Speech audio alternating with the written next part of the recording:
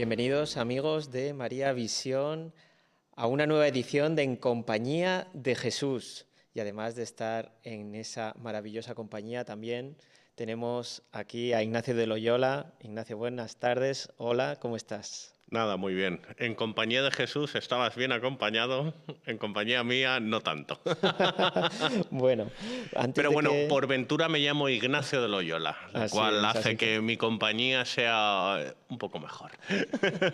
Para dar comienzo al programa, pues como hacemos siempre, vamos a ponernos en oración y en esta ocasión, si te parece, pues vamos a encomendarnos al Espíritu Santo para que nos guíe, nos acompañe y nos ilumine a lo largo de toda esta grabación. Perfecto, y para que, como decía el Padre Pío, el santo de Pietrelcina, esclarezca nuestros intelectos, los aclare, los depure. Los... En el nombre del Padre, del Hijo y del Espíritu Santo. Amén. Amén. Oh Espíritu Santo, amor del Padre y del Hijo, inspírame siempre lo que debo pensar, lo que debo decir, cómo debo decirlo, lo que debo callar, cómo debo actuar, lo que debo hacer para la gloria de Dios, bien de las almas y mi propia santificación. Espíritu Santo, dame agudeza para entender, capacidad para retener, método y facultad para aprender, sutileza para interpretar, gracia y eficacia para hablar. Dame acierto al empezar, dirección al progresar y perfección al acabar. Amén. Amén. En el nombre del Padre, del Hijo y del Espíritu Santo. Amén. Hoy, por cierto, una oración verdaderamente completa, ¿eh? Una descripción pormenorizada de lo que tenemos que hacer y de que haya una coherencia entre lo que hacemos, lo que decimos, lo que pensamos y lo que sentimos. Así es un compendio de cómo ponerse en manos del Espíritu Santo. Efectivamente, y además en cómo armonizar la razón, los sentidos y el alma, en una urdimbre uniforme. Y además que hoy lo vamos a necesitar con especial ímpetu porque venimos a hacer una disección. Efectivamente. ¿Verdad? Vamos a hacer la disección definitiva de Ortodoxia, la mejor obra, en mi opinión, de Gilbert Keith Chesterton. Pues adelante, cuando tú quieras. Sí, bueno, en el primero de los programas hablamos de Chesterton y del resto de los conversos ingleses, de esa playa de eruditos ingleses que se convirtieron por el influjo, por inspiración de la conversión del cardenal John Henry Newman. Después hicimos un programa de una introducción a ortodoxia y ahora vamos a intentar abordar el libro completo, de manera más resumida, sin detenernos demasiado en cada uno de los epígrafes del libro. Entonces, bueno, voy a hacer una pequeña recapitulación, lo más breve posible, antes de diseccionar el libro en su conjunto y además en tiempo récord. Bueno, Chesterton se convirtió al catolicismo, creo recordar que en el año 1922. Ya se había convertido al cristianismo bastantes años antes, porque en un inicio pues practicó rituales paganos. Entonces, bueno, Ortodoxia lo escribió cuando estaba en proceso de conversión al catolicismo en 1908, pero ese proceso, como he dicho, terminó de cristalizar en 1922. Pero bueno, ya se podían apreciar visos luminosos de ortodoxia católica en 1908 y por eso su obra, en cierta manera, se llama Ortodoxia. Entonces, una de las razones que le espoleó a Chesterton para convertirse fue ver lo desquiciados y lo pervertidos que estaban los valores del mundo en el que le tocó vivir. Entonces vio en el catolicismo como una rebelión y una escapatoria frente a toda esa inmundicia intelectual. Es lo que también se puede llamar como ese momento de la época que siempre nos va acompañando como un proceso de revolución, ¿vale? En el que se va pues degradando toda la sociedad desde un aspecto realmente de querer apartar al individuo de sus raíces católicas y cristianas, ¿vale? Y en el que surge un movimiento contrarrevolucionario. Contrarrevolucionario. Entonces esos contrarrevolucionarios, pues en aquel momento, pues a Chesterton quizá lo podríamos incluir dentro de ese grupo de personas, ¿no? Pues mira, muy inteligente y atinado lo que acabas de decir, porque él mismo se consideraba como un contrarrevolucionario.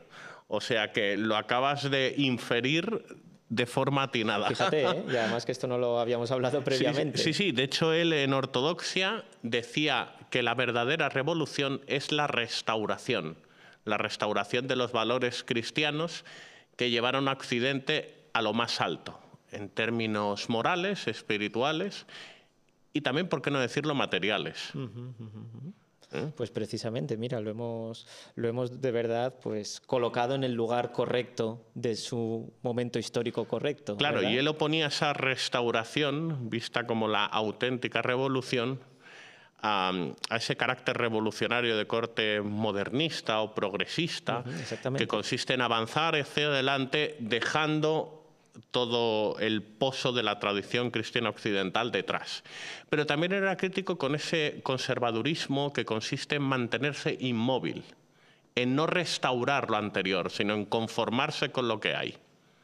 Porque decía que quien deja un poste en blanco, ese poste en blanco, si no lo restauras, ¿qué le ocurre? Se acaba oxidando con el tiempo. Una metáfora que, aparte de su calidad literaria, es certera. Claro, porque uno, aunque quedándose inmóvil, pero siempre hay una serie de agentes externos que te acaban afectando. Efectivamente, o sea, uno no se puede quedar completamente inmóvil, porque lo que dejas inmóvil y no lo restauras, pues se acaba oxidando. Y además, en el propio inmovilismo es peor aún, ¿no? Porque si, bueno, al final te mueves tratando de esquivar y de, pues algo menos te puede llegar a afectar, pero quedándote inmóvil no te vas a escapar. Además, el inmovilismo en el fondo es una utopía, porque uno no puede permanecer quieto. O va a acabar moviéndose hacia adelante, o hacia detrás, o hacia derecha, izquierda. La inmovilidad absoluta es inconcebible, es imposible. Bueno, entonces, habíamos sacado en otro de los programas también, hecho alusión a una de las frases más brillantes de este ensayo, en lo que... Siempre estamos hablando en base a tu criterio personal, a mi ¿verdad? criterio personal, que está bien traído. Entonces dice así: el mundo moderno está repleto de antiguas virtudes cristianas desquiciadas, que se han desquiciado porque se han separado de las demás y ahora vagan solas. Bueno, como dijimos en el programa anterior, pues claro, hay una serie de virtudes que se equilibran, que evitamos que se desquicien y se desboquen cuando conviven en equilibrio, en armonía con el resto de virtudes cristianas. Entonces, claro, cuando se separan de ese haz que las une y equilibra, pues ¿qué pasa? Que se desbocan y que una, como dice el propio Chesterton, puede acabar engullendo a las demás, desplazándolas del tablero. De cierta manera es una de las maneras de caer en los ismos, ¿no? En los ismos, efectivamente, porque los ismos suelen partir de cosas que son ciertas, pero las llevan a tal punto de exageración pues que se acaban convirtiendo en verdades distorsionadas que al sobredimensionarlas tanto acaban desplazando a las demás y restándolas importancia. Entonces, una verdad sobredimensionada puede ser a veces la peor de las mentiras. Y, por ejemplo, hay un término que es sofisma, que quiere decir mentira con apariencia de verdad, que es disertar o incidir en algo bueno, mezclarlo con algo malo y hacer que la gente se acabe casando con el todo, con lo bueno y con lo malo, cuando has hecho énfasis previo en lo bueno. Entonces, al final es una media verdad. Y muchas veces esa es la peor de las mentiras. Y todos sabemos que una media verdad es siempre una mentira. Efectivamente, porque es una mentira muy engañosa. Porque una mentira que fuese mentira en toda su desnudez, a la intemperie, pues no sería tan persuasiva, tan convincente. Pero cuando atesora visos de verdad, pues ya es más difícil de desmontar, de contradecir. Entonces, bueno, también había otra reflexión que mencionamos en el programa anterior, que es la tradición es la democracia de los muertos. Que es, pues eso, que la verdadera democracia también es la que tiene en cuenta no solo la voluntad de los presentes, sino la voluntad de los ancestros. Y a esto le añado yo una reflexión de Edmund Burke, que dice la verdadera democracia, una democracia completa, es la que tiene en cuenta la voluntad de los muertos, es decir, de los ancestros, de los antepasados, la voluntad de los vivos y la voluntad de los que están pendientes de nacer. Esa es la verdadera democracia, la que respeta a las personas que están en el claustro materno, conocidas popularmente como fetos, que no dejan de ser personas, la voluntad de los vivos, por supuesto, y lo que nos legaron nuestros antepasados. Entonces, esa es una idea completa de democracia. Luego voy a parafrasear porque no tengo aquí la cita textual, el aforismo concreto, pero Chesterton viene a decir algo así como que es tan fácil ser un hereje y siervo de las modas como lo es ser un snob. Aquí se puede apreciar también su característico sentido del humor, que es una de las notas principales y diferenciables de Gilbert Keith Chesterton. O sea, aparte de ser un intelectual cumbre, que no encumbrado, porque encumbrado sería altanero, soberbio, él era muy sencillo, muy amigable, muy tierno, muy amigo de sus enemigos. Entonces, bueno, pues es una persona que sabe conciliar erudición intelectual con sencillez y sentido del humor. Algo que pocas personas, una virtud de la que pocas personas atesoran. Bueno, entonces, más reflexiones. Vale, otra de sus teorías es, él dice, el optimista piensa que todo está bien menos el pesimista. Y el pesimista cree que todo está mal excepto ellos mismos. O sea que aquí les da una cura de humildad bastante cómica, aparte de filosófica, a ambos. A ambos dos, ¿verdad? A ambos dos, claro. Los optimistas, piensan que todo está bien, excepto el pesimista. Y el pesimista cree que todo está mal, excepto ellos mismos. Son críticos con el mundo exterior. Son visiones muy... que dejan afuera al otro, ¿no? Son como muy excluyentes. Muy excluyentes, muy ensimismadas. Más bien, muy ¿verdad? egoístas, al fin y al cabo. Muy de mirar la paja en el ojo ajeno y no ver la viga en el propio. Pues eso, Chesterton además era indubitablemente, bueno, cristiano cuando escribió este libro, pero en proceso de convertirse en uno de los puntales universales del pensamiento católico. Así es, y sobre todo, pues, conociendo, y esto lo sabemos, ¿no? Pues cómo el Señor, Él sí conociéndonos a cada uno de nosotros con nuestro nombre y apellidos y sabiendo, ¿no? Pues con ese conocimiento divino que tiene, que Él terminaría por voluntad propia convirtiéndose al catolicismo, ¿no? Pues seguramente ya contaba con los frutos que podría llegar a dar este libro Ortodoxia, aunque para el catolicismo, aunque fue escrito antes de ser católico. Bueno, aquí queda demostrado que el proceso de conversión es un trabajo muchas veces que se cocina a fuego lento. Hay otras veces que te puede llegar de golpe. Sí, pero por la gracia de Dios, claro. Claro, pero por lo general este proceso de conversión, sobre todo al tratarse de un proceso de conversión intelectual, pues suele cocinarse, como he dicho, a fuego lento, poco a poco. Además, las cosas que se cocinan a fuego lento suelen estar más ricas. Sí. Entonces, claro, de ahí también la madurez de su pensamiento católico, que tuvo que rebelarse contra el agnosticismo y el paganismo previo. O sea que es algo que se ha ido aquilatando con el tiempo y de ahí los frutos. Bueno, más reflexiones que atesora este ensayo de Chesterton, Ortodoxia.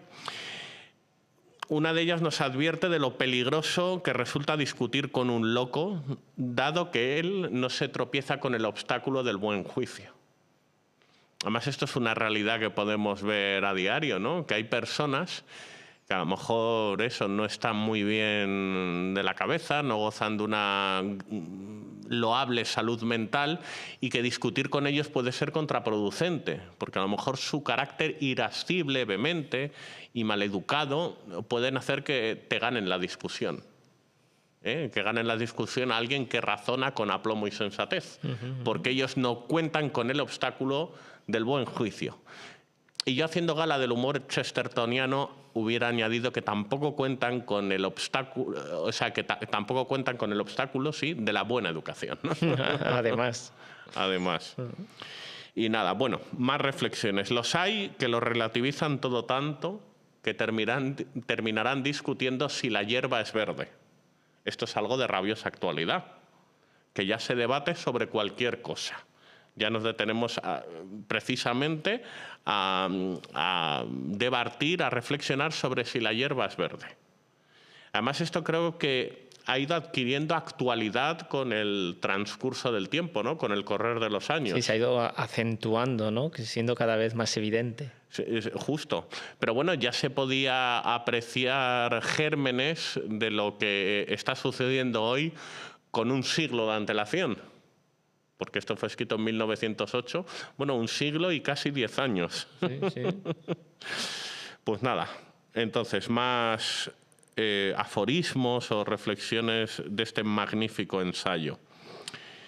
Chesterton, bueno, hace una crítica a los nuevos revolucionarios porque son personas que pretenden destruir, arramblar, arrasar con la tradición para caminar hacia un futuro incierto. O sea, no saben por qué lo hacen. Y él dice que por lo menos los jacobinos de la Revolución Francesa tenían un objetivo concreto dentro de su error, pero por lo menos sabían lo que querían. Sabían qué querían instaurar. Los revolucionarios de hoy en día no saben ni lo que quieren instalar. Sí, el caso es ir hacia adelante, ¿no? Pero sin tener ese objetivo. Y al final sin tener ese objetivo. Puedes estar realizando un inicio de un camino de partida totalmente equivocado. Porque si no sabes hacia dónde vas, ¿qué es lo que vas a conseguir? ¿Qué es lo que vas a conseguir, efectivamente? De aquí muchas veces las incoherencias en la manera de pensar, pues, de este tipo de personas. Porque van haciendo como una especie de copia y pega, digamos, de lo que piensan. No son coherentes en su visión modernista o progresista de ver el mundo. Cuando quieren se vuelven más tradicionales. O sea que lo hacen un poco a la carta. Esto lo expresa muy bien George Orwell en su novela 1984, que habla del doble piensa, que es esa capacidad de pensar una cosa y la contraria al mismo tiempo. De tal manera, pues, que en lo que tú se supone que estás convencido nadie te pueda contradecir y con lo que quieres atacar, pues tampoco, que nadie te pueda llevar la contraria. Y que puedas pensar una cosa o la contraria en función de lo que te apetezca en cada momento, el doble piensa. Pero bueno, ahí ya nos estaríamos yendo con Orwell y alejándonos de Chesterton. Bien, otra cosa muy interesante que dice Keith Chesterton, traza una distinción entre lo que él considera que son los seguidores de Juana de Arco, los de León Tolstoy y los de Friedrich Nietzsche. Los de Juana de Arco serían los que eligen un camino y lo enfilan hasta el final, hasta sus últimas consecuencias. Y además yo añadiría Santa Juana de Arco. Santa Juana de Arco, muchas veces se nos olvida, porque es una santa elevada a los altares por la Iglesia Católica. Una santa, además, muy emblemática de nuestra historia, efectivamente. Entonces, bueno, a juicio de Chesterton, dice que los de Santa Juana de Arco son los que cogen un camino y lo siguen hasta el final, ¿no? Con coherencia, con vigor, con determinación. Los de León Tolstoy son los que caen en esa escrupulosidad de ver como moralmente inaceptables cualquiera de las sendas. Entonces permanecen inmóviles, debido a su escrupulosidad moral. Y los de Nietzsche serían aquellos que ven todos los caminos como igual de buenos, igual de elegibles, por lo cual escoger adentrarse en uno en otro da igual. Da igual uno que otro, ¿no? Da igual uno que otro. Entonces, bueno, por eso. Entonces, bueno, yo con respecto a esto tengo una reflexión personal. Por ejemplo, yo me declaro como los de Juana de Arco para defender la fe, la doctrina católica, lo que hay impreso en el catecismo de la Santa Madre Iglesia, en las Sagradas Escrituras. Para eso, para la defensa y la vivencia de eso, que no es solo defensa, soy de los de Juana de Arco, que cojo el camino e intento enfilarlo hasta el final. Luego, para las causas humanas, me declaro más de lo de Tolstoy, debido a mi creciente desconfianza con las causas humanas de los pecaminosos hombres. Entonces, con la edad me he ido volviendo en ese sentido cada vez más tolstoyano, conforme a la explicación o al esquema chestertoniano. Ajá. Y luego, en algunas materias sí que me puedo declarar un poco de los de Nietzsche, que es cuando se te presentan dos elecciones que son, o dos caminos que son moralmente aceptables, como son pues los de hacerte escritor o contable, tecnócrata o artista, músico o comercial. Claro, muchas veces hay personas que te dicen, no, pero tú para ganar dinero te tienes que hacer comercial o contable y déjate de ser escritor, de ser artista, de ser músico. Y muchas veces no hay una respuesta categórica para ver qué camino tienes que elegir. O sea, que uno tiene que discernir, tiene a veces que tropezarse, tiene que enfrentarse a la vida para ver qué camino elige. Pero muchas veces, si uno está en paz con Dios, pues puede elegir entre ser escritor o ser contable. O Sí, sea, porque... no hay una opción clarividentemente más acertada, ¿no? Porque además ahí lo que te puede marcar más el camino también es ese objetivo, ¿no? Que podíamos estar hablando, pero ahí ya te estás volviendo más de Santa Juana de Arco, que tiene un objetivo claro y va por ello. Sí, bueno, a ver, luego vamos a ser sinceros. Este análisis que he hecho, yo creo que Santa Juana de Arco estaría más o menos de acuerdo con todo lo que he dicho. Por lo cual, decir que yo no soy ni tolstoyano ni nietzscheano bajo ningún concepto. No me parezco a ellos ni en el blanco de los ojos. Sí, lo hemos entendido, que es como las categorías que se ha establecido para hacer este análisis. Claro, las he establecido de una manera literaria o incluso cómica, influido por Chesterton, pues para ver cómo pienso en distintos ámbitos. Pero en el fondo mi pensamiento coincide más con el de Santa Juana de Arco. Bueno, prosigamos. Bueno, luego en un apartado que se llama Ética en el país de los elfos, muy característico de este ensayo, Ortodoxia, dice que los antiguos paganos, en su error, podían ser más racionales que los propios racionalistas modernos. Porque dice que los antiguos paganos buscaban las explicaciones de las cosas en la mitología. Entonces, al buscar las explicaciones de las cosas en la mitología, buscaban una explicación más sobrenatural, superior a las matemáticas, a lo experimental, a lo tangible. Por lo cual él veía, por lo menos, un anhelo incluso más racional en esos antiguos paganos que en esos racionalistas, pues que lo reducen todo a lo empírico, a lo matemático, a lo cuantificado, a lo demostrado. Sí, porque ahí realmente puede haber una búsqueda o una ausencia de búsqueda de lo trascendental. De lo trascendental, claro. Pero bueno, ante esto hay que concluir que el catolicismo tiene la virtud de ser tanto racional como mitológico, sobrenatural, porque el catolicismo armoniza fe y razón, hace que la razón quede supeditada a la fe y que la fe esté en consonancia con la razón. Esa es la virtud del catolicismo, ¿no? También dice Chesterton, en crítica a los racionalistas, que confiar en la razón por sí sola ya es un enorme acto de fe, porque estás confiando demasiado en lo que a ti se te pasa por la cabeza, sin poner en duda tus propios pensamientos. Entonces ya eso es un acto de fe enorme. Que hay gente que dice, yo no tengo fe en Dios, yo no tengo fe en lo sobrenatural. Joder, pues te estás fiando demasiado de tu propio razonamiento, sin ponerlo en solfa, sin ponerlo en entredicho, sin ponerlo en duda. Eso ya es un enorme acto de fe. Entonces, bueno, con estas reflexiones cómicas de Chesterton, creo, me comunican que expira el tiempo disponible.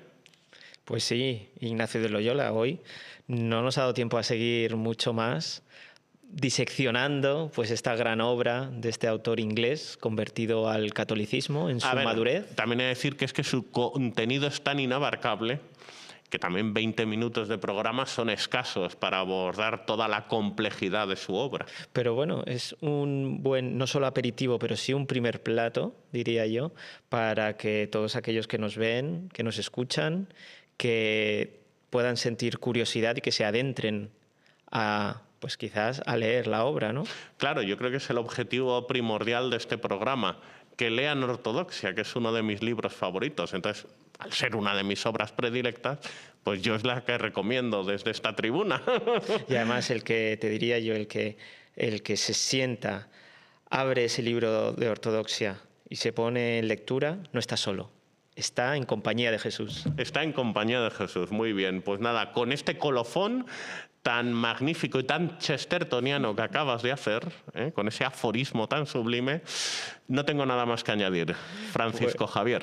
Pues Ignacio Loyola, gracias. Te espero de nuevo en una nueva edición de En compañía de Jesús. Yo también, Javier. Muchísimas gracias por soportarme y acogerme. Pues a todos los que nos veis, gracias. También damos gracias a Dios por todo este programa, por este espacio que hemos podido compartir con todos vosotros. Que Dios os bendiga y os esperamos en un nuevo programa, en una nueva edición de En compañía de Jesús.